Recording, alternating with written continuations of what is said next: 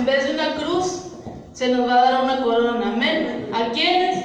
Aquellos que permanezcan fieles hasta el final. Amén. Así vamos a cambiar el tema. Vamos a empezar con la predicación. Amén. Abra su Biblia ahí en 1 Samuel.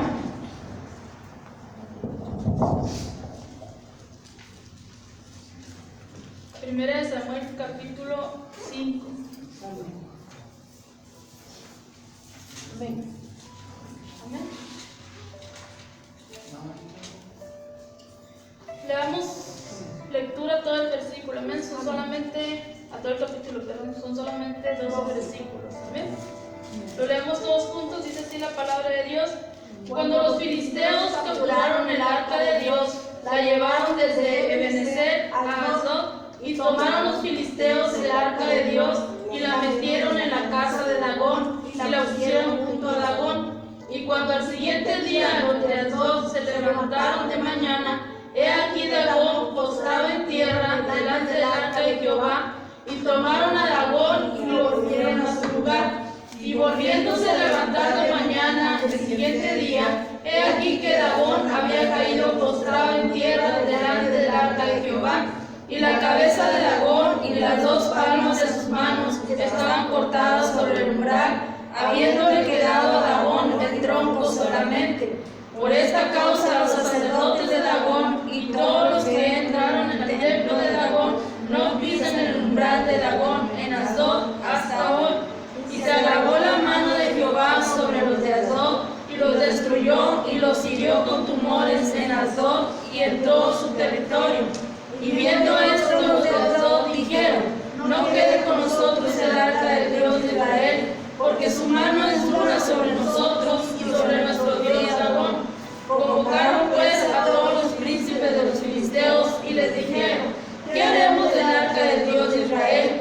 Y ellos respondieron: pásase el arca del Dios de Israel a Gat. Y pasaron allá el arca del Dios de Israel. Y aconteció que cuando la habían pasado, la mano de Jehová estuvo contra la ciudad con gran quebrantamiento, y afligió a los hombres de aquella ciudad, desde el chico hasta el grande, y se llenaron de tumores. Entonces enviaron el arca de Dios a Hebrón, y cuando el arca de Dios vino a Hebrón, los hebronitas dieron voces diciendo: ha pasado a nosotros el arca del Dios de Israel para matarnos a nosotros y a nuestro pueblo. Y enviaron y reunieron a todos los príncipes de los filisteos diciendo: enviad el arca del Dios de Israel y vuélvase a su lugar, y no nos mate a nosotros ni a nuestro pueblo, porque había consternación de muerte en toda la ciudad, y la mano de Dios se había agravado allí. Y los que no morían eran heridos de tumores, y el clamor de la ciudad se subía al cielo. Amén. ¿Puede tomar su lugar?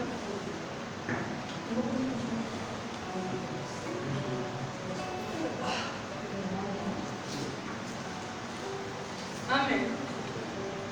En el capítulo 4 leíamos que los filisteos habían derrotado a los israelitas en el campo de batalla. Amén. ¿Y cuál fue una de las consecuencias? Leíamos que estos filisteos habían robado, los hijos de Eli habían sacado el arca del templo, y a causa de que ellos habían perdido la batalla, los filisteos se llevaban el arca de Dios. Amén. Entonces leíamos que los filisteos tenían capturada el arca de Dios. Amén. Habíamos visto que habían muerto levitas, había muerto el sacerdote, y el único hijo que quedaba significaba tristeza. Amén. Leíamos en el capítulo 4 por qué era la tristeza, porque significaba que la gloria de Dios había sido traspasada. Amén. Era lo que significaba el nombre de Icabod. La gloria de Dios ha sido traspasada. Amén. Entonces, es lo que veíamos en el capítulo 4. Pero aquí estamos viendo qué es lo que empezó a suceder con el arca. Amén. Decíamos que el pueblo de Israel había tomado como un amuleto, que si ellos no tenían el arca, ellos no podían sentir la presencia de Dios. Amén. Entonces, ¿qué había pasado o qué pasó con los pueblos? Lo que acabamos de leer. Dice que en cada pueblo que el arca iba, empezó a haber gran mortandad, empezó a haber plagas de tumores, empezaron unos pueblos a perder todas sus batallas. Entonces dice el versículo 1, cuando los filisteos capturaron el arca de Dios, la llevaron desde Ebenezer hasta Asdod. Dice que Asdod se encontraba aproximadamente a 80 kilómetros de Silo. Algo muy importante es que decíamos que el arca se encontraba en Silo, ahí estaba el tabernáculo. Pero desde que fue robada, dice que nunca más volvió a estar la presencia de Dios en Silo. Nunca más volvió a estar el arca de Dios en Silo. Entonces dice que toman los filisteos el arca de Dios, la metieron en la casa de Dagón y la pusieron junto a Dagón. ¿Quién era Dagón? Ya habíamos hablado de él en el libro de Jueces, creo. Dagón era el dios de los filisteos. Amén. Pero algo muy importante, ellos creían que ese dios, acuérdense que veíamos, creían que era el dios de la lluvia y el dios de la cosecha. Dice que se juraban con este dios una cosecha abundante. Amén. Pero dice la mayoría de sus vecinos paganos adoraban muchos dioses, y mientras más dioses ellos pudieran tener, ellos sentían que estaban más seguros, sentían que se hacían más fuertes entre más dioses tenían. Entonces es por eso que ellos toman el arca de Dios, porque ellos sabían cómo Dios había peleado por Israel. Ellos sabían lo que significaba el arca de Dios para Israel. Amén. Y ellos en su imaginación sentían que por tener el arca de Dios, Israel era un pueblo poderoso. Israel era un pueblo que Dios lo respaldaba. Entonces por eso ellos toman el arca de Dios. Amén. Entonces dice, esta era la razón por la cual deseaban el arca. Pensaban que si había Dios ayudado a los israelitas, también los iba a ayudar a ellos. Amén. Entonces dice que lo mismo hicieron con Sansón. No sé si recuerden ahí cuando leímos la historia de Sansón en el libro de Jueces, capítulo 16, búsquenlo, del 23 al 24, dice que cuando los filisteos atrapan a Sansón y Dalila le corta el cabello, dice que estos filisteos llevan a Sansón al templo de Dagón. Amén. Búsqueme ahí Jueces 16 del 23 al 24, ¿lo tenemos? Amén. Léamelo. Entonces los principales de los filisteos se juntaron para ofrecer sacrificio a Dagón, su dios, y para alegrarse. Y dijeron, nuestro Dios entregó en nuestras manos a Sansón, nuestro enemigo. Y viéndolo el pueblo, alabaron a su Dios, diciendo, nuestro Dios entregó en nuestras manos a nuestros enemigos y al destruidor de la tierra, el cual había dado muerte a muchos de nosotros. Amén. Dice que cuando ellos atrapan a Sansón, le dan la gloria a su Dios Dagón. Amén. Dicen que su Dios fue el que les entregó a Sansón y lo llevan al templo de Dagón. Amén. Entonces dice que aunque los filisteos llegaron a creer que su Dios era más poderoso que el Dios de Israel, eso no era una realidad. Amén. ¿Por qué sufrió esa derrota el pueblo de Israel? ¿Ustedes creen que fue porque se llevaron el arca de Dios que sufrió la derrota el pueblo de Israel? No, Israel sufrió la derrota a causa del pecado que habían cometido. Amén. Leíamos en los primeros capítulos, leíamos cómo estaba la situación de Israel, cómo estaba la situación espiritual de Israel. Leíamos que el pueblo de Israel, decíamos que los levitas dentro del tabernáculo estaban cometiendo tantos pecados, fornicación, adulterio, dentro del tabernáculo de Dios. Leíamos cómo se comportaban los hijos del sacerdote Elí. Y leíamos cómo el sacerdote Elí no fue estorbo para sus hijos, sino que los dejó que siguieran haciendo lo malo dentro del pueblo del tabernáculo. Amén. Entonces, la derrota que sufrió Israel no fue porque le hayan quitado el arca, que ellos lo veían como su amuleto de la buena suerte. La derrota que había sufrido Israel era por causa de su pecado. Todas las derrotas que vienen registradas del pueblo de Dios fue por causa de su pecado y porque Dios así lo permitió. ¿Para qué? Para enseñarles que sin Él no eran nada. Amén. Entonces dice, la desobediencia de Israel los llevó a su derrota, no el poder de sus enemigos. Búsqueme ahí Jueces 2, del 11 al 14. Amén. ¿Qué dice? Después los hijos de Israel hicieron lo malo ante los ojos de Jehová y sirvieron a los Baales. Dejaron a Jehová, su Dios, en sus padres, que los había sacado de la tierra de Egipto, y se fueron tras otros dioses, los dioses de los pueblos que estaban en sus alrededores, a los cuales adoraron y provocaron a ir a Jehová. Y dejaron a Jehová y adoraron a Baal y a Astarot. Y se encendió Hasta el 14. contra Israel el furor de Jehová, el cual les entregó en manos de los moradores de Moab, y los vendió en manos de sus enemigos de alrededor, y no pudieron ya hacer frente a sus enemigos. Amén. ¿Por qué sufrieron el castigo de Dios? A causa de su desobediencia. A causa de que estaban adorando otros dioses que no era Dios. Amén. A causa de tantos pecados, decíamos, habían caído en lo más bajo del pueblo de Israel. Entonces dice, el peor enemigo de un creyente no es el que está afuera. ¿Quién es el peor enemigo de un creyente? Dice, es el que usted deja entrar dentro de su corazón. Ese es su peor enemigo, no el que está afuera. Es el que usted le permite que entre en su corazón. Ese es su peor enemigo. Amén. El peor enemigo de nosotros es la carne. Amén. Porque dice que el espíritu lucha contra la carne. Por eso se nos recomienda que alimentemos nuestro espíritu. ¿Cómo? A través de la palabra, a través de la oración, a través del ayuno, podemos fortalecer el espíritu y debilitar la carne. Entonces dice, ese es el peor enemigo, aquel que usted deja entrar en su corazón, aquello que se empieza a convertir en primer lugar antes que Dios. Ese es el peor enemigo que usted tiene. Entonces dice, tristemente, a causa de esto que había sucedido, a causa de que se habían llevado el arca, a causa del pecado de Israel, el pueblo de Israel empieza a perder. Dice que fue derrotado por los filisteos, y tristemente empezaron a hablar de Dios. Tristemente empezaron a deshonrar el nombre de Dios.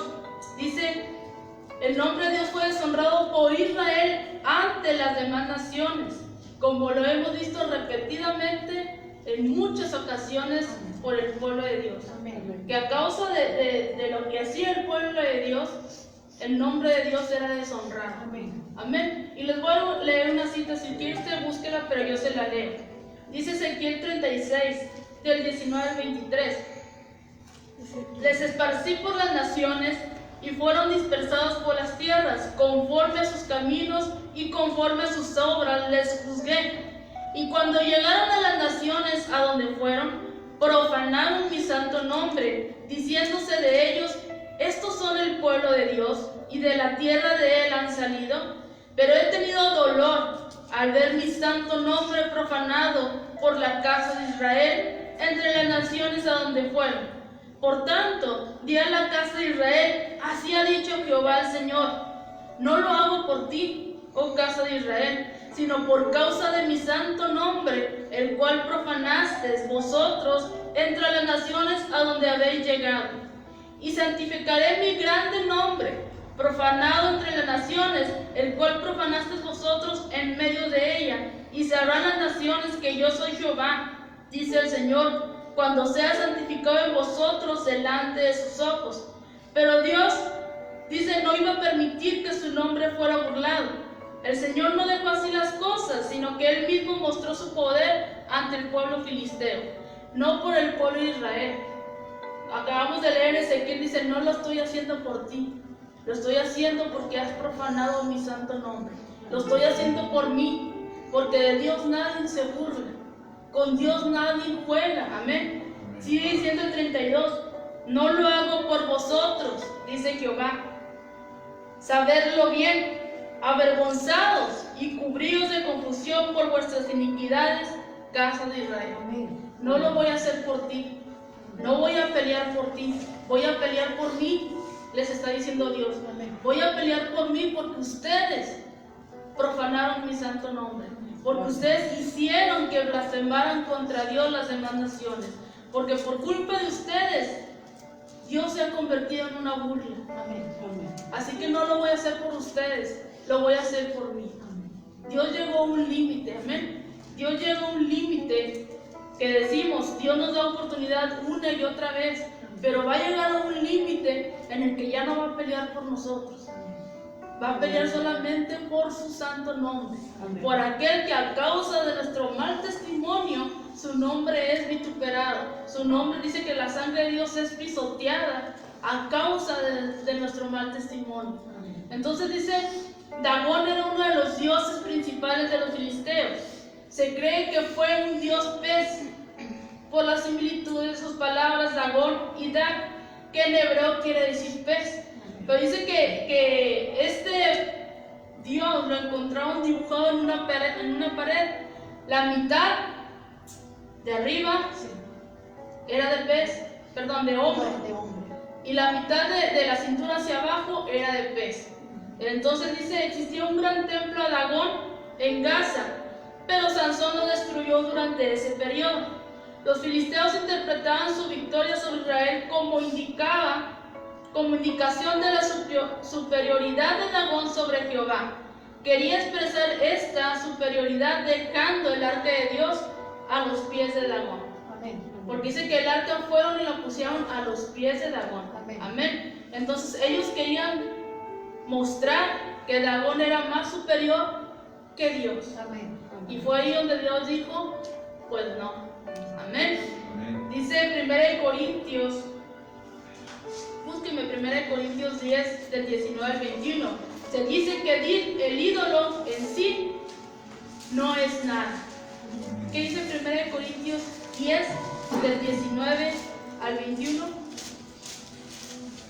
¿Qué digo pues? ¿Que el ídolo es algo o que sea algo lo que se sacrifica a los ídolos? Antes digo que los gentiles sacrifican, a los demonios los sacrifican, y no a Dios. Y no quiero que vosotros os hagáis partícipes con los demonios. No podéis beber la copa del Señor y la copa de los demonios. No podéis participar de la mesa del Señor y de la mesa de los demonios. Amén. Dice que la adoración de los ídolos es inspirada por los demonios. Amén. Y es en esencia un culto ofrecido a ellos, a los demonios.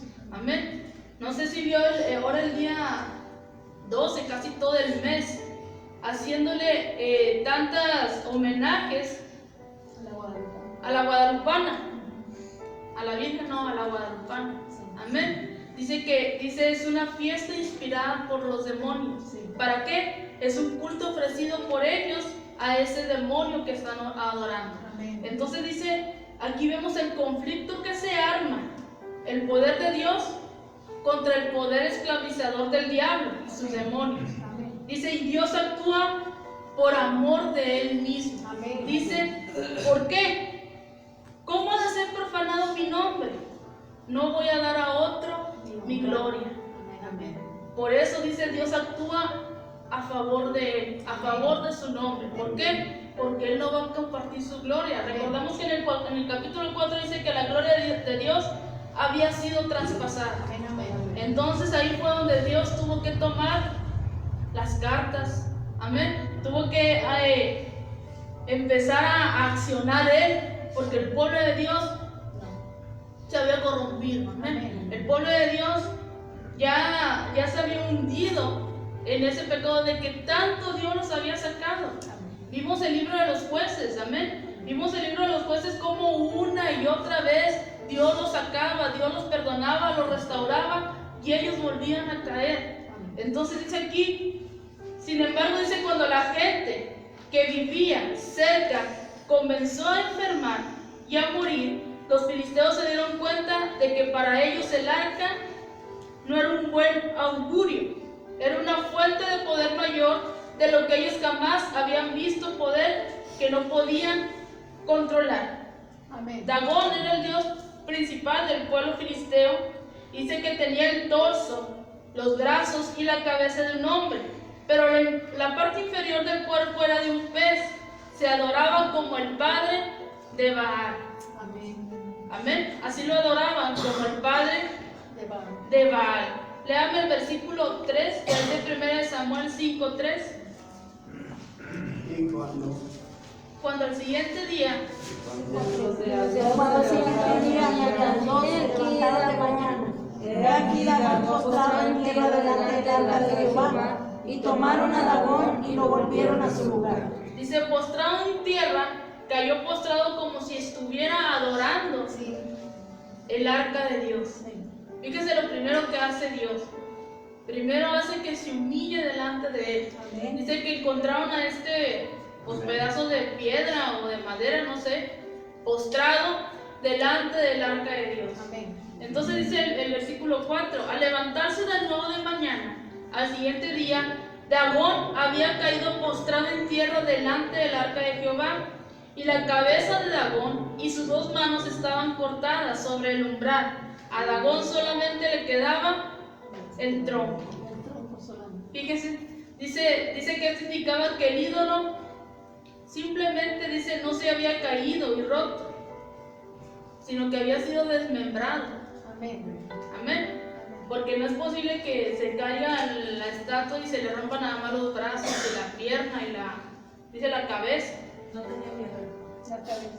Dice, ello indicaba que el ídolo simplemente no se había caído y roto, sino que se había desmembrado. Así que Dios le corta la cabeza, le corta, dice, las manos y queda solamente el tronco.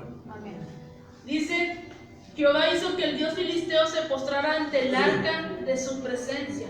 Y no solo eso, dice que sino la segunda vez le corta la cabeza y las 2 manos al ídolo, que son símbolo de autoridad y poder.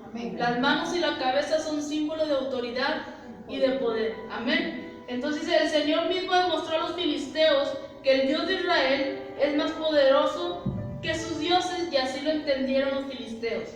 Los filisteos pudieron entender y tuvieron gran temor de Dios, porque ellos conocían el poder de Dios.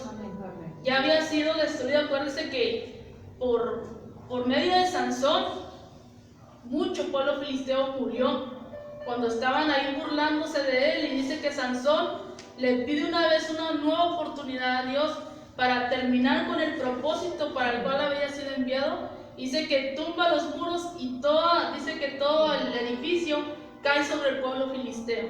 Ellos ya conocían el poder de Dios. Entonces dice, los filisteos entienden que el Dios de Israel era más poderoso que su Dios.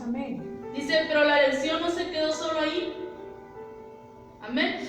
Dice que primero hace postrar a Dagón ante el arca, el segundo día y al tercer día se descubre el ídolo en pedazos. Ya no tiene cabeza, ya no tiene manos, ya no tiene cabeza para pensar ni manos para obrar. Amén. Dice, es curioso ver cuántas veces aparece en el Antiguo Testamento esto del tercer día. Amén, como día de importancia y día de actuación. Por ejemplo, dice que el pueblo el tercer día, el pueblo de Israel el tercer día cruzó el río Jordán. Amén. Dice que Jonás estuvo ¿cuántos días en el vientre del pez? 3 días. 3 días y 3 noches.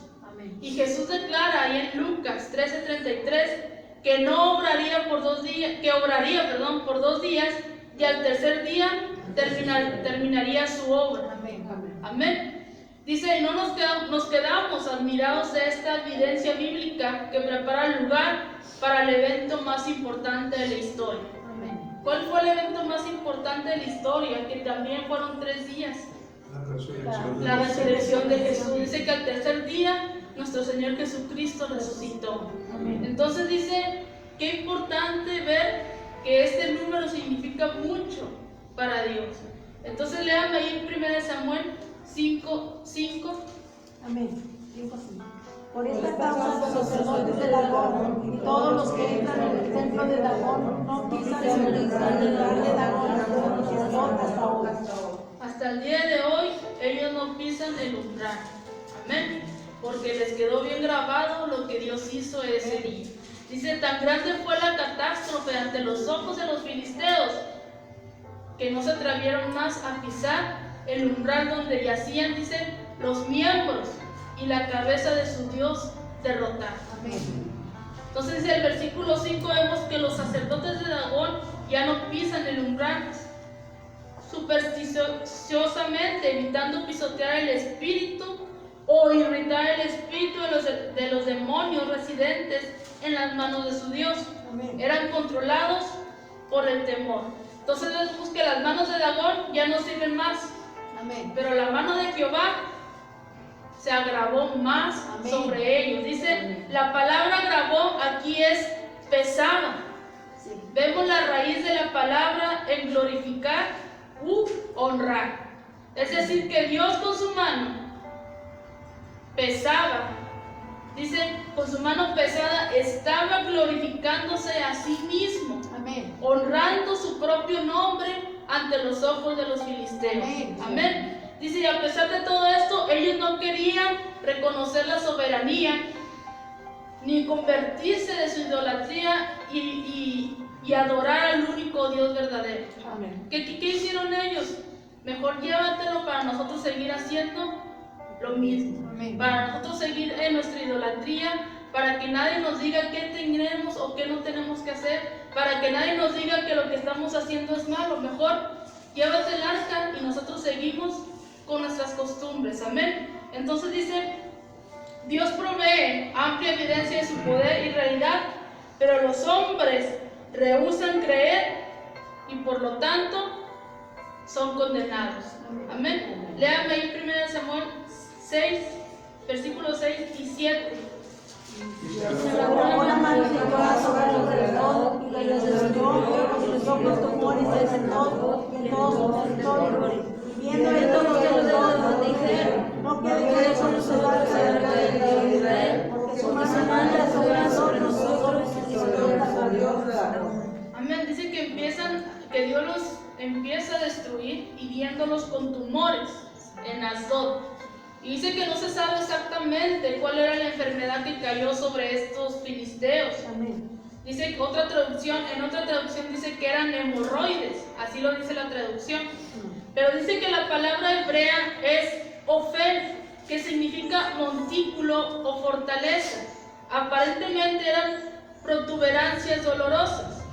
Dice más adelante en 1 Samuel 5:9, el texto hebreo añade la palabra satar, que da a entender que se trataba de una erupción en la piel que brotaba en las partes privadas. Yo me puse a buscar, porque a esto se le empezó a conocer como la peste negra, que ya hubo aquí, creo que en Europa. Parte de Europa empezó la peste negra, que fue la primera de las pandemias que mató a mucha gente. Entonces dice que eran tumores que le salían debajo de las axilas o en las ingles, en las partes reproductoras, en las ingles era donde salían los tumores y eran muy dolorosos. Entonces dice, la traducción griega de la Biblia hebrea lo interpreta como ratones, que son los causantes de la peste bubónica. Amén. Dice que los ratones tienen una pulga, que es la que transmite esa enfermedad. Dice, la cual provoca inflamación en los ganglios linfáticos, en la ingle o en las axilas, y también se le conoce como la peste negra. Amén. Que provoca gangrena en los dedos, en los labios y en la nariz, lo cual hace que se vuelvan negros completamente, que se les vaya pudriendo la carne.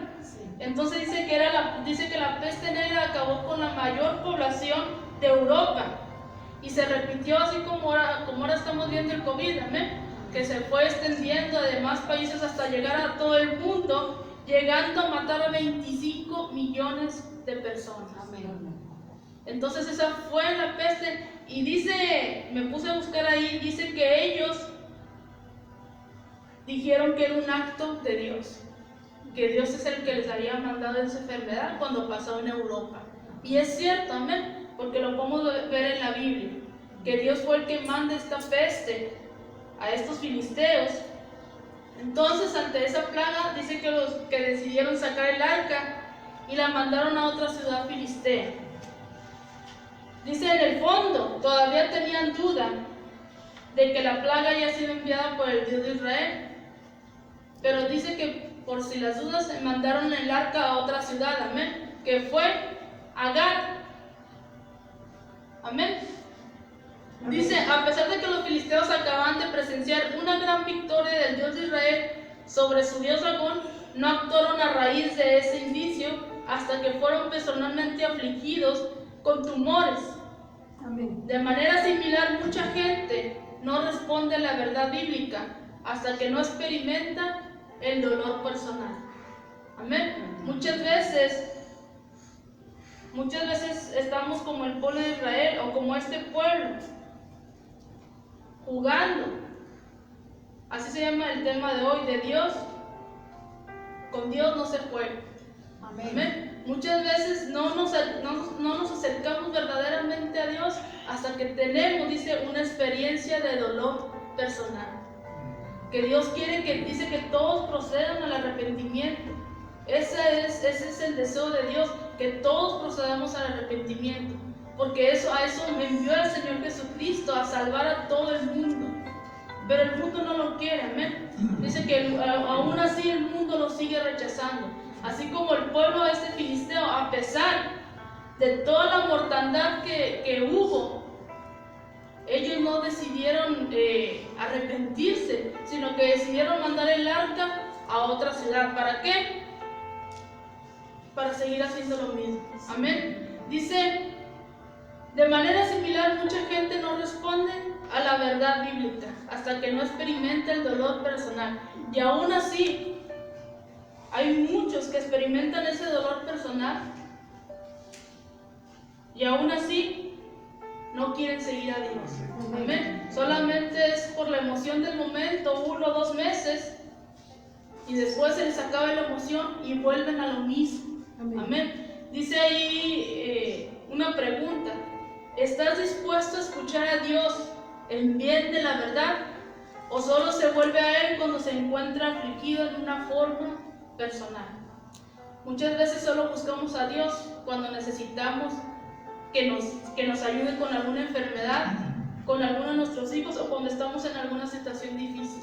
Pero cuando Dios nos contesta la situación difícil y ya todo se acomoda, nos olvidamos de Dios. Amén. Muy fácil nos alejamos de Dios otra vez. Ya Dios ya me contestó, ya Dios me dio lo que quería, ahora sí, otra vez, como decimos, patitas para quién son. Nos vamos otra vez a aquello de lo que Dios nos quiere sacar. Amén. Amén. Entonces dice, léame ahí el versículo 8.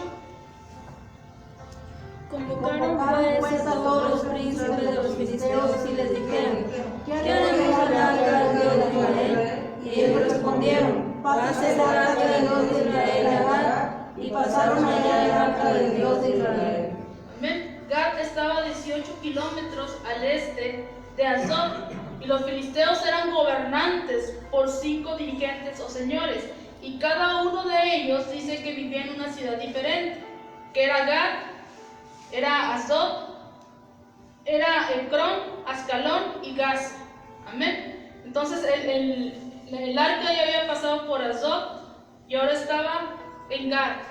Dice, el arca fue llevada a 3 de estas ciudades capitales, y en cada caso trajo grandes problemas y caos en los ciudadanos. Dice el versículo 9: pero cuando se la llevaron a la mano de Jehová, cayó sobre la ciudad provocando un gran pánico, y afligió a los hombres de aquella ciudad, y desde el más pequeño hasta el mayor se llenaron de tumores. Amén. Sígueme leyendo del 10 al 12. Entonces se vieron el arca de Dios a Ecrón, y cuando el arca de Dios vino a Ecrón, los ecronitas dieron voces diciendo: han pasado nosotros el arca del Dios de Israel para matarnos nosotros y nuestro pueblo. Y enviaron y reunieron a todos los príncipes de los filisteos diciendo: enviad el arca del Dios de Israel y vuélvase a su lugar, y no nos mate a nosotros ni a nuestro pueblo, porque había consternación de muerte en toda la ciudad, y la mano de Dios se había acabado ahí. Y los que no morían eran heridos de tumores, y el clamor de la ciudad subía al cielo. Hay algo importante ahí en el versículo 2, y no sé si lo notó. Dice, los que no morían estaban llenos de tumores, y el clamor de la ciudad subía, ¿dónde? Al cielo. Con Dagón. No al cielo. Subía al cielo. Amén. Amén. Ellos ya no estaban adorando a su Dios, Amén. sino que ellos empezaron a clamar a Jehová de los ejércitos. Amén. Dice que su clamor empezó a subir al cielo. Ellos empezaron a clamar a Dios para que ya los librara de esta gran mortandad, de estos tumores que estaban llenando de plaga todo el pueblo. Amén. Entonces dice que ellos empiezan a implorar a Dios que los ayude. Ellos empiezan a implorar a Dios por ayuda. Entonces dice, el arca, la confederación de los filisteos comprendía 5 ciudades que fueron las que les mencioné, y llevaron el arca primeramente a la ciudad de Asdod, apenas a 4 kilómetros del mar Mediterráneo. Aunque la confederación de los filisteos era muy fuerte en este periodo, sufría un continuo abatimiento por las guerras e invasiones después de Usías, el rey de Judá. Dejó de ser una potencia después de la invasión del rey de Asiria, Sargón II. El profeta Sofonías, cerca del año 630 antes de Jesucristo, proclamó su destrucción. Y fue el rey Herodes el Grande quien construyó la ciudad de Asdod, y se menciona en Hechos, capítulo 4, versículo 40, bajo el nombre de Azoto, donde Felipe predicó. Amén. Amén. ¿No traen? Bueno, ahí en Hechos capítulo 8, en un versículo dice que bajo el nombre de Azoto es donde Felipe predicó. Entonces dice que el lugar irreverente para las cosas sagradas. ¿Qué hicieron? Que las cosas sagradas en el poder de los enemigos de Dios pierden todo su significado. ¿Por qué? Porque solo anticipan su propia condenación. Amén. Las manipuladoras de las cosas sagradas no solo se envilecen, sino que son envilecidos, por lo que se consideran como sus propias victorias, hasta preguntarse: ¿y qué haremos con todo esto? Amén.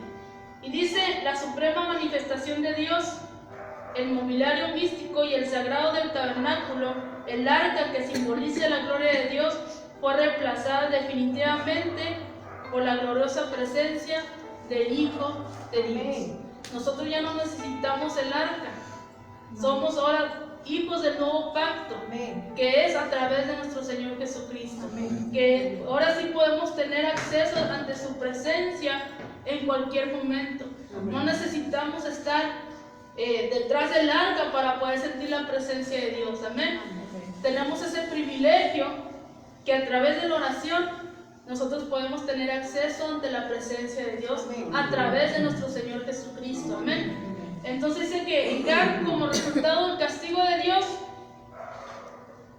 empezó a herirlos otra vez con tumores, con mortandad. Entonces se vuelven a reunir otra vez todo el pueblo, estos líderes de estas 5 ciudades, para ver qué iban a hacer con el arca. Amén. ¿Y qué es lo que deciden hacer? La envían a Ecrón. Ahí en el versículo, en el 10, léamelo. Entonces enviaron el arca de Dios. Y cuando el arca de Dios vino a Ecrón, los ecronitas dieron voces diciendo: han pasado a nosotros el arca de Dios de Israel para matarnos a nosotros y a nuestro pueblo. Amén. Fíjese, en Ecrón adoraban a otro Dios que se llamaba Baal-Zebub. Baal-Zebub.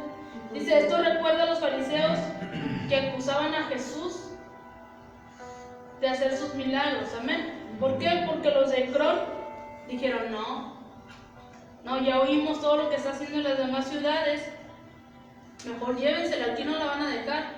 Amén. Dice que su Dios era Baal-Zebub. ¿Qué quiere decir? Dice, esto recuerda que cuando los fariseos acusaban a Jesús de hacer sus milagros en el poder, dice, de este Dios identificado como príncipe de los demonios. Búsqueme ahí Mateo 12:24. En Mateo se le llama con otro nombre.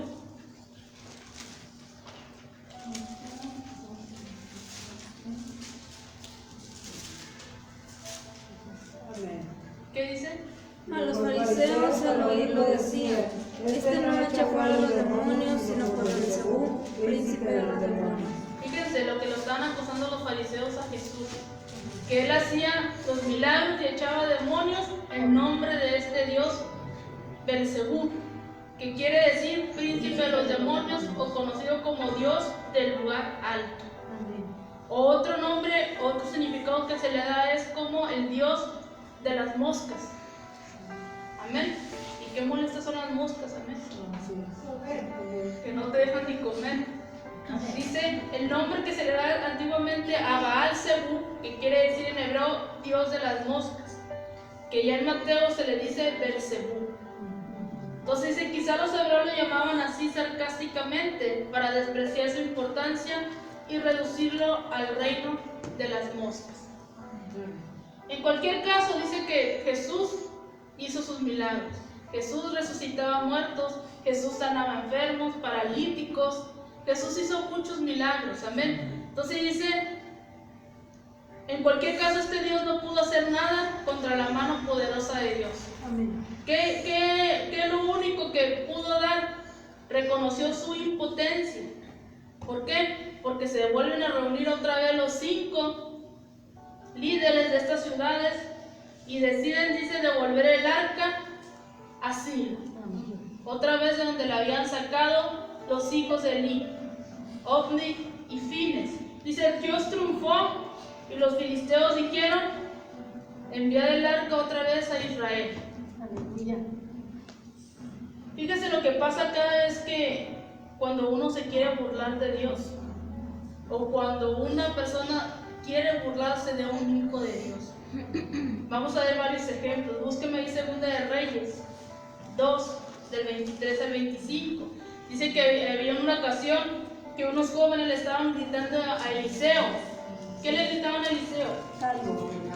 Sube, calvo, sube. Dice con un tono despreciativo. Pero ¿qué pasa ahí en Segunda de Reyes 2, del 23 al 25? Después subió de allí a Betel y subiendo por el camino salieron unos muchachos de la ciudad y se burlaban de él diciendo, calvo sube. Y mirando él atrás los vio y los maldijo en el nombre de Jehová. Y salieron 2 osos del monte y despedazaron de ellos a 42 muchachos. De allí fue el monte Carmelo y allí volvió a ser. Amén. Se estaban burlando de un hombre de Dios, de un profeta de Dios. Amén. Entonces dice que estos jóvenes le empiezan a decir, sube, calvo, sube, y burlándose, dice que en ese momento salen 2 osos y los despedazan a todos. Dice a 42 jóvenes. Amén. Y dice ahí en Amós 7, del 2 al 17, dice que le estaban gritando, le dijeron a Amós que se fuera, que huyera de la tierra de Judá. Búsqueme Amós 7, del 12 al 17.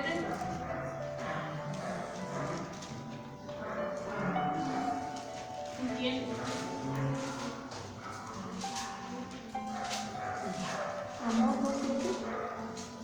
Amós 7, del 12 al 17. ¿Qué dice? Dice, y Amasías dijo a Amós, vidente, vete, huye a tierra de Judá, y come allá tu pan y profetiza allá, y no profetices más en Betel, porque es santuario del rey y capital del reino. Entonces, Hasta el 17. Entonces respondió Amós y dijo a Amasías, no soy profeta, ni soy hijo de profeta, sino que soy boyero y recojo higos silvestres. Y Jehová me tomó de detrás del ganado y me dijo, ve y profetiza a mi pueblo Israel. Ahora pues, oye palabra de Jehová, tú dices, no profetices contra Israel, ni hables contra la casa de Isaac. Por tanto, así ha dicho Jehová, tu mujer será ramera en medio de la ciudad, y tus hijos y tus hijas caerán de espada, y tu tierra será repartida por suertes, y tú morirás en tierra inmunda, e Israel será llevado cautivo lejos de su tierra. Amén. Solamente por haber corrido a un varón de Dios. Amén. La maldición que cayó sobre ese pueblo. Y otro ejemplo, yo se lo voy a leer. Dice que, usted lo va a recordar, dice los gadarenos le rogaron a Jesús que se apartara de ellos porque tenían mucho temor. ¿Sí recuerda esa historia? Que había 2 poseídos por los demonios. Amén. Yo se lo voy a leer. Dice: cuando llegó a la otra orilla, a la tierra de los gadarenos, vinieron a su encuentro 2 endemoniados que salían de los sepulcros, feroces en gran manera, tanto que nadie podía pasar por aquel camino, y clamaron diciendo: ¿qué tienes con nosotros, Jesús, Hijo de Dios? ¿Has venido acá para atormentarnos antes de tiempo? Estaba paciendo lejos de ellos un hato de muchos cerdos, y los demonios le rogaron diciendo: si nos echas fuera, permítenos ir a aquel hato de cerdos. Y él les dijo: id. Y ellos salieron y se fueron a aquel hato de cerdos, y aquí todo el hato de cerdos se precipitó en el mar por un despeñadero y perecieron en las aguas. Y los que los apacentaban huyeron, y viniendo a la ciudad contra todas las cosas y lo que había pasado con los endemoniados, contaron todas las cosas. Y toda la ciudad salió al encuentro de Jesús, y cuando le vieron, le rogaron que se fueran de sus contornos. ¿Por qué? Porque le tenían temor. Amén. Y fíjese, dice, hay cosas, es una pregunta, hay cosas por las cuales dice: por favor, Señor, mantente al margen de esta situación, porque este es mi negocio, este es mi proyecto, así que no quiero que te metas, mejor mantente al margen. Es un ejemplo de lo que hizo el Crom. Amén. Nosotros no queremos el arca de Dios, nosotros mantente al margen, porque esta es mi ciudad, estos son mis negocios y no quiero que tú te metas. Amén. Dice: hay cerdos que prefieren tener escondidos que permitirle al Señor visitar. Así que dice: no sea como los gadarenos, que no dejaron, que cuando Jesús fue a visitarle, mejor prefirieron irse con los cerdos y esconderlos a recibir la visita de Dios. Entonces, de Jesús, perdón. Entonces dice que los hombres de Ecrón clamaban, pero no era un clamor que convierte el alma. Fíjese, entonces hay clamores que convierten el alma. Hay clamores de un verdadero arrepentimiento, pero el clamor de estos hombres, dice, no era un clamor que convirtiera el alma. Dice, querían que Dios se apartara de ellos para poder seguir su vida pecaminosa sin estorbos. El pecado siempre aparta al hombre de Dios. Amén. Entonces, dice, es como Job 21:14, donde dicen los impíos: apártate de nosotros, no queremos el conocimiento de tus caminos. Y tristemente hay mucho pueblo de Dios así. Quizá no lo digamos verbalmente, pero con nuestras acciones le decimos a Dios: no quiero nada de ti, no quiero, dice, el conocimiento de tus caminos, prefiero seguir con mi vida, jugando a ser cristiano, jugando a, decía un hermano, a la iglesita. Pero va a llegar el momento donde dice que de Dios nadie se burla. Y hoy te vamos a ir a unos textos, porque dice que los planes de Dios son que el hombre, con su conducta, traiga honra y gloria a su nombre. Amén. Pero cuando esto no es así, dice, Dios mismo entra en acción. Amén. ¿Queremos que Dios entre en acción o preferimos con nuestro testimonio traer gloria y honra al nombre de Dios? ¿Cuál de las dos queremos? La primera, con nuestro testimonio, o que Dios entre en acción. Porque vimos lo que pasó con los filisteos. Dios entró en acción. Y dice que murió mucha gente de estos pueblos filisteos. Ya vimos de lo que es capaz Dios. ¿Cuándo? Cuando el hombre deshonra su nombre. Amén. Cuando por causa del testimonio del hombre su nombre es vituperado. Amén. Búsqueme Hebreos 10 del 26 al 31. Yo se lo voy a leer porque está largo. Usted búsqueme mejor Hechos 17:30. Yo le leo Hebreos 10, 26, 31. Dice: porque si pecáramos voluntariamente, después de haber recibido el conocimiento de la verdad, ya no queda más sacrificio por los pecados, sino una horrenda expectación de juicio y de hervor de fuego que ha de devorar a los adversarios. El que viola la ley de Moisés por el testimonio de 2 o 3 testigos muere irremisiblemente. ¿Cuánto mayor castigo pensáis que merecerá el que pisoteare al Hijo de Dios y tuviere por inmunda la sangre del pacto en la cual fue santificado e hiciere afrenta al Espíritu de gracia? Pues conocemos al que dijo: mía es la venganza, yo daré el pago, dice el Señor. Y otra vez el Señor juzgará a su pueblo. Horrenda cosa es caer en manos del Dios vivo. Dice: ¿cuánto mayor castigo va a recibir aquel que pisoteara al Hijo de Dios? Aquel que por causa de su testimonio el nombre de Dios es vituperado. Aquel que por causa de su testimonio el nombre de Dios es burla. Entonces dice: horrenda cosa es caer en manos del Dios vivo. Dice: Dios pasa por alto la ignorancia de los primeros, de antes, cuando no conocíamos la palabra de Dios, estábamos en ignorancia. Pero cuando venimos a los pies de Jesucristo, dice que es quitado el velo y empezamos a conocer la verdad. Empezamos a conocer qué es lo que le agrada y qué es lo que no le agrada a Dios. Empezamos a conocer lo que es bueno delante de Dios y lo que es malo delante de Dios. Dice: Dios pasa por alto la ignorancia de los primeros, antes de que viniéramos a los pies de Dios, de Jesucristo. ¿Qué dice Hechos 17:30? Pero Dios, Habiendo pasado por alto los tiempos de esta ignorancia, ahora manda a todos los hombres en todo lugar que se arrepientan. Dice: pero no lo hace con los que una vez fueron iluminados. Búsqueme Hebreos 6, del 4 al 7.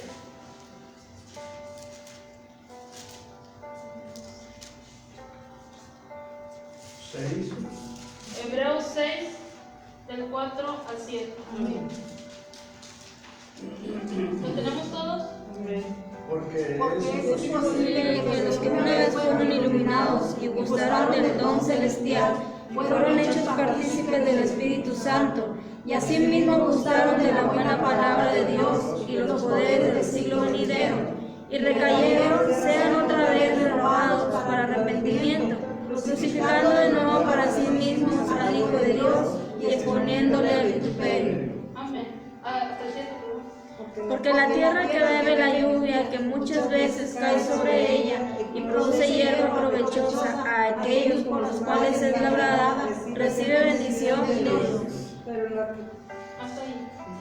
Dice: no lo hace con los que una vez fueron iluminados. Así es. Dice: aquellos que una vez gustaron de la buena palabra de Dios y de los poderes del siglo venidero. No va a ser posible que otra vez, a causa de nuestro testimonio, sea otra vez crucificado el Hijo de Dios. Dice: no es así. Dice: porque es imposible que los que una vez ya fueron iluminados y gustaron del don celestial y fueron hechos partícipes del Espíritu Santo, y asimismo gustaron de la buena palabra de Dios y de los poderes del siglo venidero, y recayeron, sean otra vez renovados para arrepentimiento, crucificando de nuevo para sí mismo al Hijo de Dios. Amén. Porque decíamos, una cosa es que lo hagamos por ignorancia, pero cuando ya sabemos qué es lo que le agrada y qué es lo que no le agrada a Dios, mas sin embargo decidimos irnos en pos del pecado, corremos el riesgo de perder la salvación. Dice que a Saúl, por creerse que estaba haciendo lo correcto, pero él sabía que al único que le correspondía ofrecer sacrificio era el sacerdote. Dice que por eso se le fue quitado el reino. Y dice en Apocalipsis: cuida que nadie tome tu corona. Entonces dice: dejemos pues los rudimentos y vayamos adelante a la perfección. Y con esto terminamos. Amén. Así que con Dios no se juega. Así que hay que irnos derechitos. Amén. Es difícil, pero tenemos al Espíritu Santo, que es el que nos ayuda, el que nos redarguye, el que nos guía, el que nos da fuerzas. Amén. Y póngase de pie.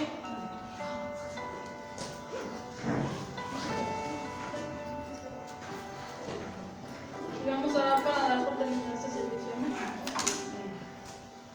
Padre, en esta hora te damos gracias, Señor. Gracias por el consejo de tu palabra, Señor. Padre, yo te pido que tú obres en cada corazón, Señor. Que tú redargullas en cada corazón, Señor. Padre, si hemos de corregir algo, que lo hagamos ahorita que estamos a tiempo, Señor. Que quitemos todo aquello que no te agrada, Señor. Y que empecemos a caminar en obediencia bajo tus mandamientos, Padre. Gracias por cada uno de mis hermanos, Padre, que pudo estar en este lugar escuchando el consejo de tu palabra. Gracias por aquellos que nos oyeron a través de las redes sociales. Yo te pido que tú bendigas sus vidas y que seas tú en cada uno de ellos, Señor. Todo te lo pido en el nombre de Jesús. Amén.